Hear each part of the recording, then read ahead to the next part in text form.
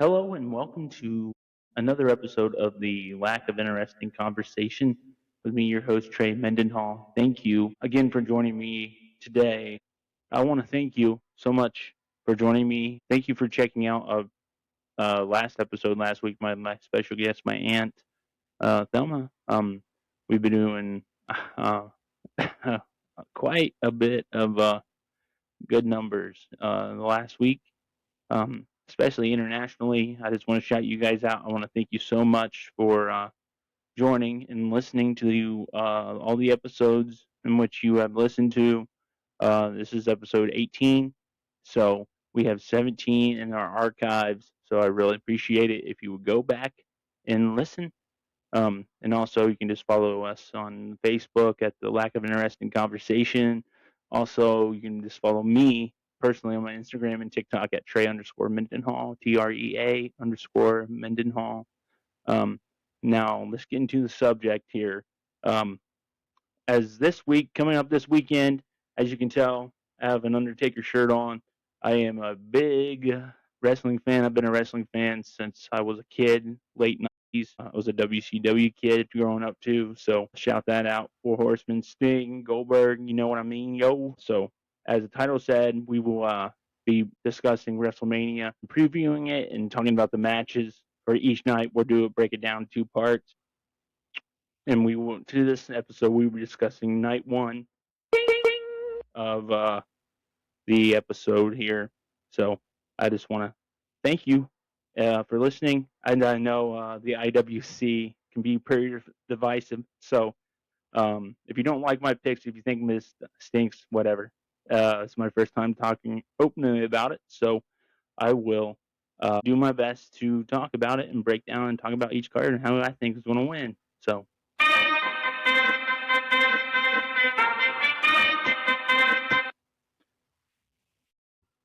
So let's get into the card there. Many of you know, if you don't anyway, wrestling fans. So this will be the first WrestleMania on ESPN, the ESPN Unlimited app. And you can catch that on there. But if you have certain TV providers, like unfortunately I have YouTube TV that is not yet, but it's coming this fall, that have access to the unlimited ESPN package. But if you have Comcast, Cox, DirecTV, Fubo TV, Hulu Plus Live, MLB.TV, which I know ESPN now owns. So if you sign up for that, you get ESPN Unlimited for free. The Uverse and Verizon Fios. If you have any of those TV providers, you get the ESPN app, Unlimited app already for free. So that's pretty cool. But if not, you have to. That is $30, $29.99 to sign up just for the ESPN um, app. Also, I know they do like a bundle with Disney Plus and Hulu. Also, they have a bundle with Fox One because I know Fox has their own streaming thing now that you can do it like every other channel. But night one here, both nights, like the first hour for each night will be on ESPN2, which the first night it will be, and night one will be on ESPN. But when we talk about night two, I'll discuss what matches are on there. But I believe the opening match night one is the Vision with Paul Heyman, Logan Paul, and Austin Theory, and I Show Speed versus L.A. Knight. Yeah, versus Jay Uso, Yeet. I mean not just Jay Uso, but the Usos in general as a tag team. The Vision here, they just I'm pretty sure they just beat the Usos for the tag titles here a couple weeks ago, as the Vision has fallen off mightily ever since they became to fruition with Seth Rollins originally as the leader when he aligned himself with Paul Heyman after last year's WrestleMania, when night one main event when he faced CM Punk and Roman Reigns. When Paul Heyman turned on both those and aligned himself with Seth. Then also with the Vision, you also had, I believe, wait, no, okay, you had shoot, oh man, I'm blanking here. You had man Braun Breaker, yes, that's who it is. Rick and Scott Steiner's Rick's son, Scott's nephew. And you also had, gosh, what is his name? I know he went by Jonah. It's his real name on the Independent. Oh my gosh, Tsunami. Hold on, I'm really blanking. This is ridiculous. Bronson Reed. There we go. And then you had Logan Paul, and Austin Theory kind of came in group late as a masked man, or maybe I got those flipped around with Logan Paul being the latest addition to that group. But the injuries kind of derailed uh, this group, as I know Seth Rollins was originally the original one who ended up getting hurt. He's back now, but then Braun Breaker ended up hurting himself, and also Bronson Reed ended up getting hurt himself. So that just left Austin, Logan Paul, and Austin Theory there. But I know this has been building up the last couple of weeks on Monday Night Raw on Netflix, um, especially with the Usos in the Vision. But then you kind of had LA Knight hanging around there with the Vision being a thorn in his side for months. And then all of a sudden, they throw ISO Speed in there here the last couple of weeks, and a celebrity, which is there's so many celebrities on this card. It's crazy. Not that there hasn't been in the past, but this is just starting to get too much, in my opinion. But ISO Speed has definitely showed that he is willing to put his body on the line from taking that spear and rumble from Braun Breaker, letting LA Knight throw him into the camera on one of his shows. But Matt, this will, I mean, the crowd will be hot as this will be the first match in the night. And I know Jey Uso, his personality's kind of changed here recently, more teasing that he might end up turning heel. But and I know because I know him and LA Knight have had some issues here in the past, and because of that, I think the Vision and ISO Speed end up going over here and winning. And I think it has to do something that Jey Uso may end up costing his team the match here, and honestly may turn on LA Knight. I could definitely see that happening. It'll be hopefully it's a heck of a start here to start it off here on, especially since his first hours on ESPN. I mean, goodness, it's man, it's been a. I mean, what does being the first WrestleMania on like a broadcast television, like a TV network here, you definitely want it to be a start off with a banger and leave a mark. So, but the last match on the regular scheduled on the ESPN2 and the second match on the card is Jacob Fatu and Drew McIntyre.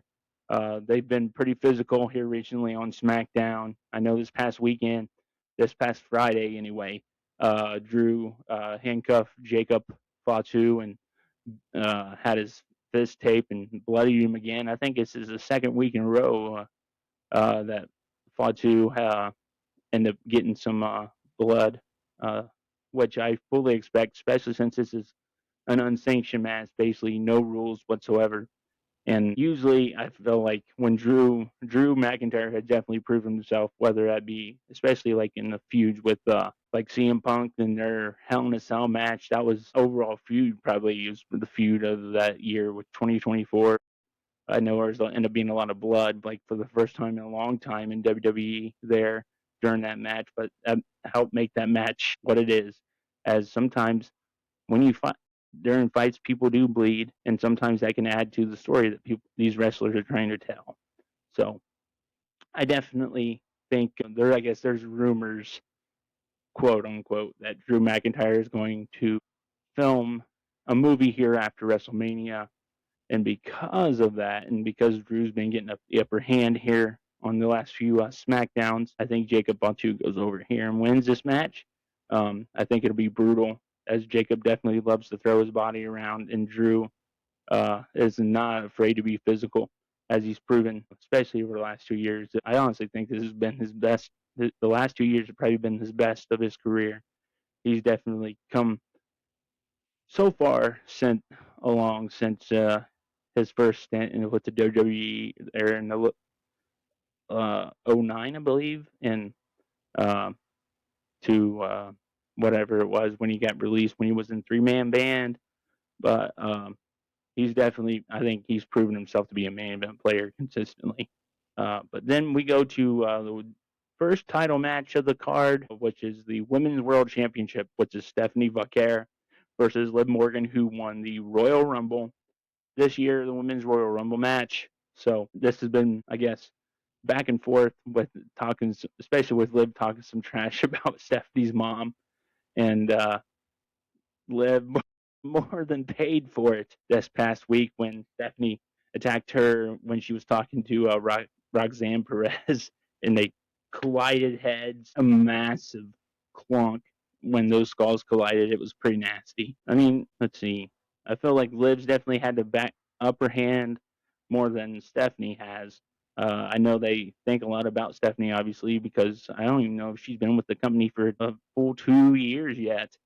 Um, and they called her up from NXT pretty quickly as she was the NXT champion, and not too long after she joined the main roster, they put the Women's World Championship on her. So they got a lot of faith in her. She definitely brings that international appeal as she is. But I definitely think this will be. I definitely think this will be a good match.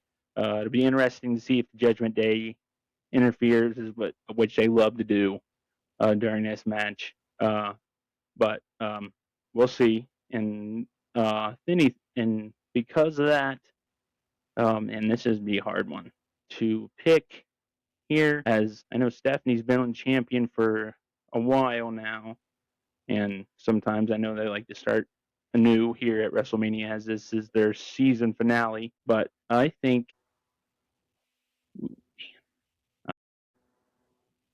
let's see, I think I think Stephanie Vaquer. I think she retains. Although I wouldn't be shocked with Lynn Morgan going over, but uh, I know they've been teasing some tension between Liv and Roxanne and the Judgment Day, especially with that what just happened with Finn Balor. But I could definitely see, I guess, Liv getting the upper hand and somehow maybe Roxanne costing uh, Liv the match, and then going out of WrestleMania that becomes a feud, and then like a Judgment Day start continues to implode, but we'll see.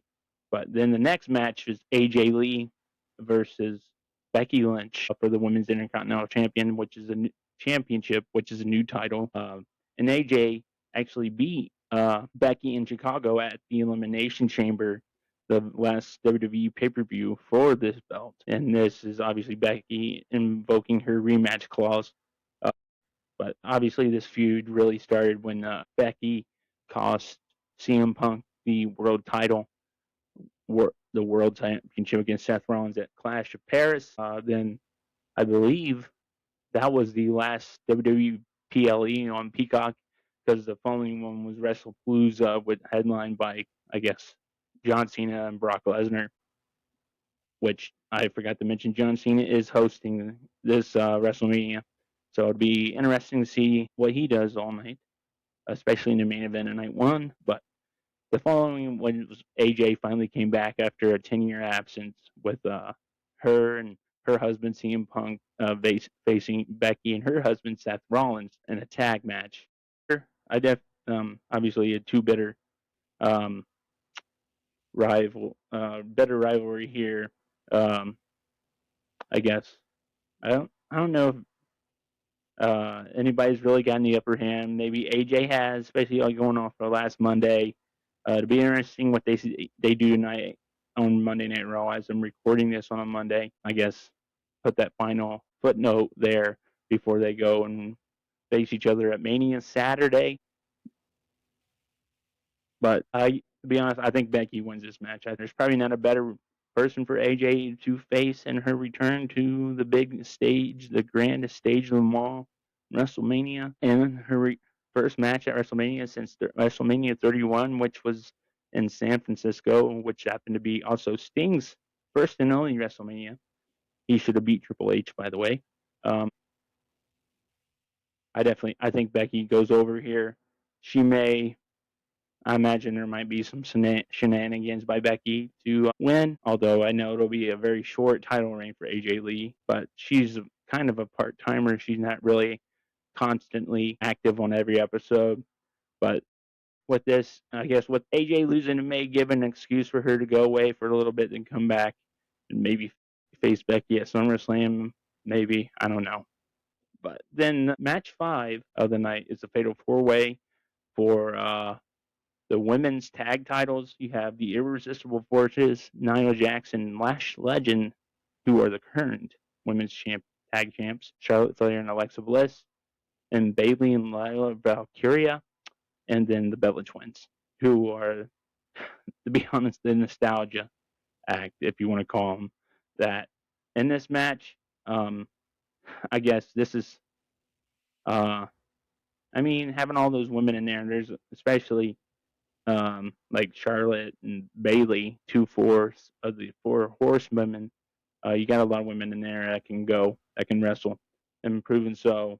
Although I definitely think Nia Jax has been better than her second stint here in the WWE. Has improved quite a bit. But I know they paired her up with Lash Legend to probably help her get over. But I guess this match isn't too high up on my card. But heck, it could surprise me, I guess. But with this, I think it's either Charlotte or an Alexa or Bayley and Lyra that get it. I guess if they want to, they could also maybe spin Bayley and Lyra out. I guess that one of them could cost them the match, plant that seed, and one of them turn on each other uh, to bring a feud out of WrestleMania. I guess they can do the same with Charlotte and Alexa, but I feel like Charlotte and being paired with Alexa has done Charlotte a lot of good. I think it's gotten her over with the crowd, has made the crowd like her more, as I know she was always constantly booed because I honestly felt like she won all the time, was being shoved down our throats. But I do realize how good she is, but I'm not. I guess I've never been a big Charlotte fan, to be honest. But I think if I had to choose one, I think it's Flair, Charlotte, and Alexa walk out of WrestleMania as tag champs. So, and then we go here to the match that literally just got like set up like 2 to 3 weeks ago.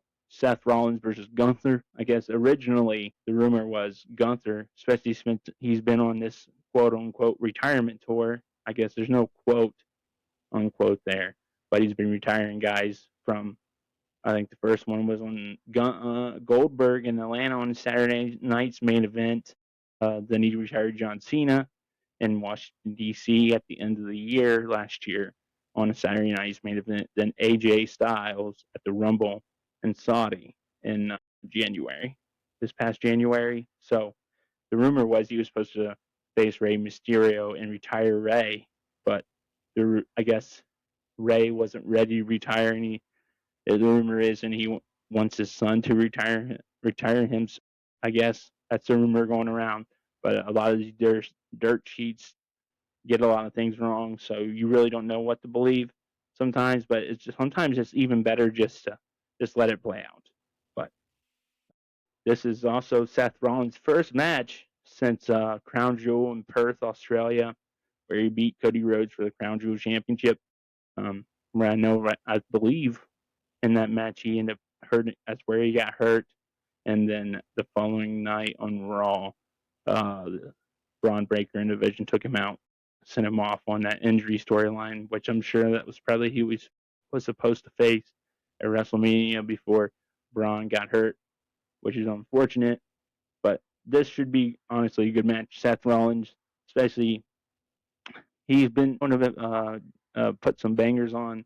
Although Gunther's wrestling style is more slower, loves to do a lot of sleeper hold chops, holds like they did back in the old school days of wrestling. But it'll be interesting to see since this is Seth Rollins' first match. Do they want Gunther to lose because they have building him up to, I guess, retire these old guys? And I guess I don't think it really hurts Seth if he lost, but it might hurt Gunther, even though I feel like the crowd's definitely been turning on him here recently. But I do think Gunther wins here and puts Seth to sleep. Although I guess I wouldn't be surprised if it's the other way around. But this definitely should be an exciting match. Again, I don't, other than the first two and the last main event, everything I read, I'm not 100% sure if this is the way the card's going to go. But these are just the matches. Same with in part two. But then the main event, World WWE Undisputed Champion Cody Rhodes faces Randy Orton, his old mentor of the really since day one. He stepped onto the main roster. Cody back in the late 2000s.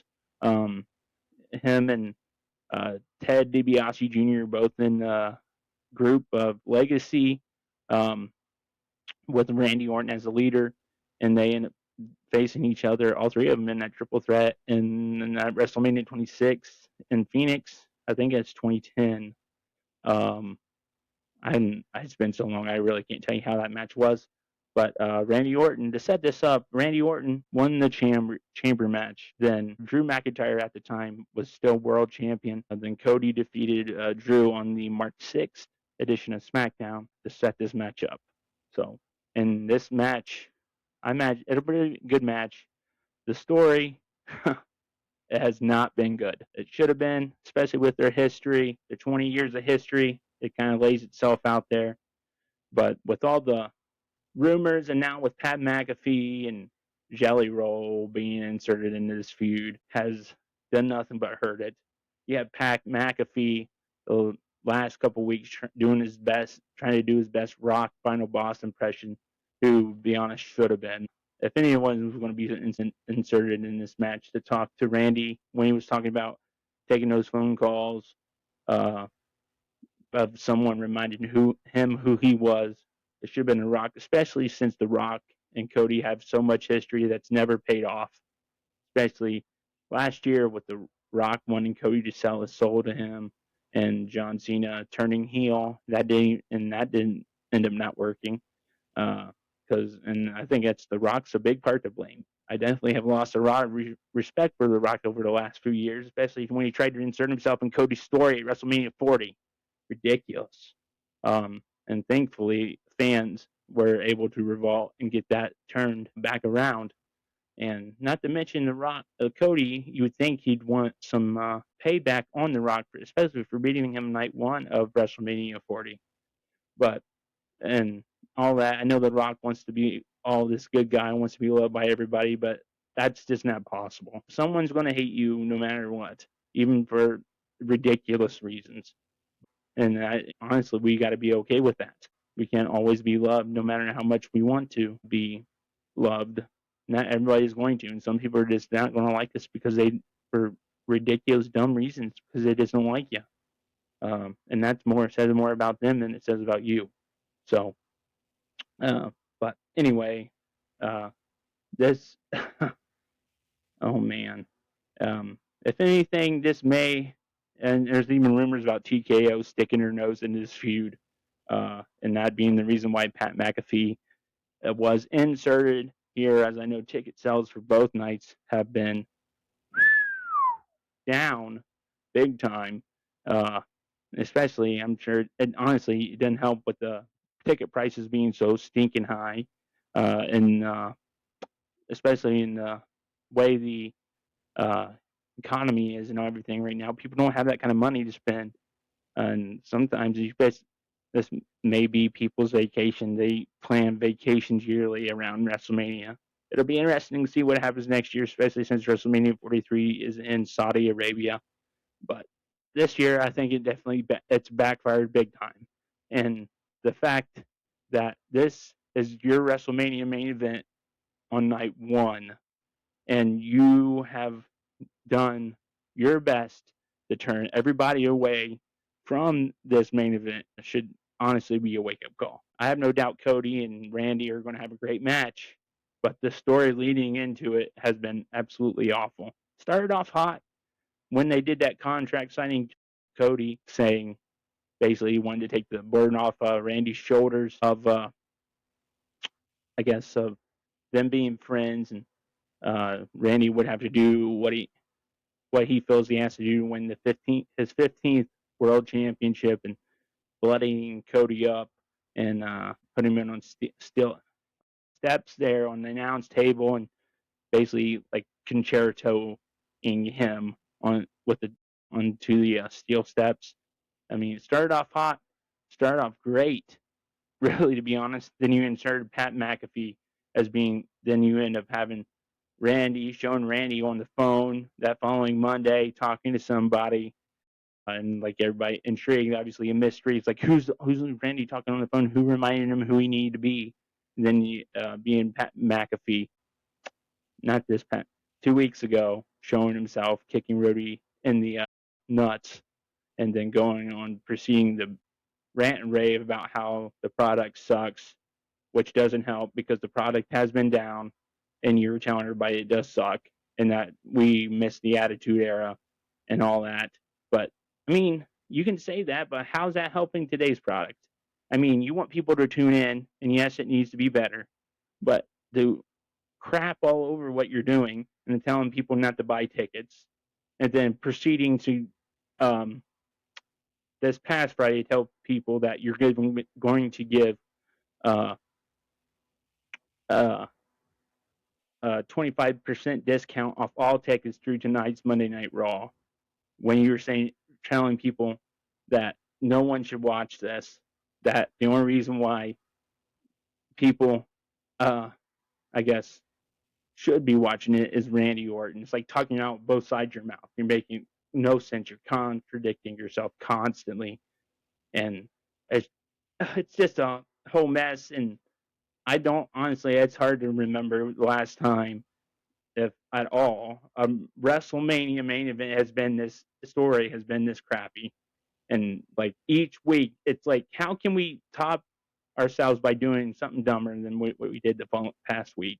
And, like, it makes no sense. And this past Friday, I doubt they're going to do much because it after this Friday, which is the go home to WrestleMania the next day. You have the Hall of Fame, which is unnecessarily long all the time, but maybe they do something tonight. I don't know, but I don't see a way they can save this unless they get some up their sleeve like The Rock or something coming out at the end of WrestleMania night one, and then going to a program. Then you get The Rock align himself with Randy Orton and Pat McAfee, and then that's who Cody feuds with until like SummerSlam maybe. Yeah, heck, if you can maybe even stretch it out a full year to next year's WrestleMania, as I know Saudi likes to pay a lot of money for certain superstars, these older superstars, to be on the shows. But I mean, it's been proven that they can do it before, as The Rock and John Cena after WrestleMania 27 built that year-long feud all the way out to WrestleMania 28 in Miami. But the thing is, you're going to need The Rock there consistently. Even though I know his schedule can be crazy, especially since he is a movie star. But he needs to be committed for this full year for this to even work if you're even going to bring him in. He just can't bail like he did last year, which honestly, what hurt that feud the most, John Cena turning heel and the Cody Rhodes into WrestleMania, that The Rock needed to be in there, despite what he says. But I think it's pretty obvious it was missing something because he had Travis Scott and all that mess. But it'll be interesting to see, because if Randy loses here, Pat McAfee is officially gone, which honestly would be great, to be honest. I mean, Pat, he did a great job as a heel against Adam Cole when he was in NXT. I mean, and he's honestly been great on commentary, but I know in recent years, I've kind of grown to dislike his commentary style. But it'll be interesting to see, and if the result of what they may have had this match could change because of that. And I still think Randy Orton wins, gets number 15, and end the night with boo birds and all kinds of craziness. Anyway, that is the end of my night one preview, part one of WrestleMania. My WrestleMania previews, it'll be on Wednesday, but part two will be released Friday, where I go over night two. And thank you for joining me again on the Lack of Interesting Conversation.